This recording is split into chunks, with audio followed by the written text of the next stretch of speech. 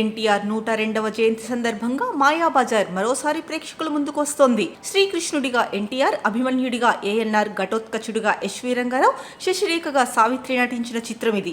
KV Reddy దర్శకత్వం వహించారు. విజయ production పతాకంపై నాగిరెడ్డి, చక్రపాణి నిర్మించారు. ఈ చిత్రం విడుదలై 68 ఏళ్లయ్యింది. ఈ నెల 28న ఎన్టీఆర్ జయంతి సందర్భంగా బలుసు రామారావు మాయాబజార్ చిత్రాన్ని విడుదల చేస్తున్నారు.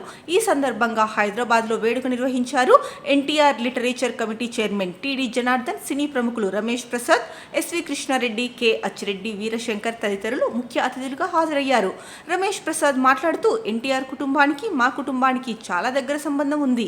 మా నాన్న ఎల్వి ప్రసాద్, ఎన్టీఆర్ కలిసి తెలుగు సినీ పరిశ్రమకి ఎన్నో సేవలు అందించారు.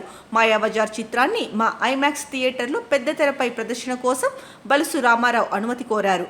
అందుకు వెంటనే అంగీకరించా అన్నారు. ఎస్వి కృష్ణారెడ్డి మాట్లాడుతూ, ఎన్టీఆర్ ఓ చరిత్ర, ఆయన నుంచి మనం ఎంతో నేర్చుకోవాలి.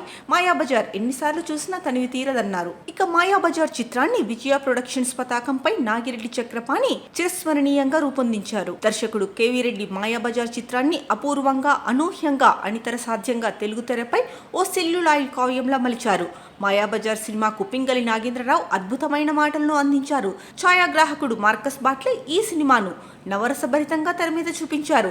ఘంటసాల సంగీత దర్శకత్వంలో ఈ చిత్రంలోని పాటలు ఈ తరం ప్రేక్షకులను కూడా ఆకట్టుకుంటున్నాయి. ఇక మళ్లీ తెర మీద మాయాబజార్ సినిమా రావడంతో ప్రేక్షకులు ఆతృతతో ఎదురు చూస్తున్నారు. తెలుగు సినిమా రంగంలో నాటికి నేటికి ఏనాటికి ఓ క్లాసిక్ సినిమా మాయాబజార్. ఈ సినిమాలో ఎంతో మంది గొప్ప నటీనటులు నటించిన గొప్ప పౌరాణిక చిత్రం మాయాబజార్. ఈ సినిమా 1957 మార్చి 27న విడుదలై సంచలన విజయం సాధించింది.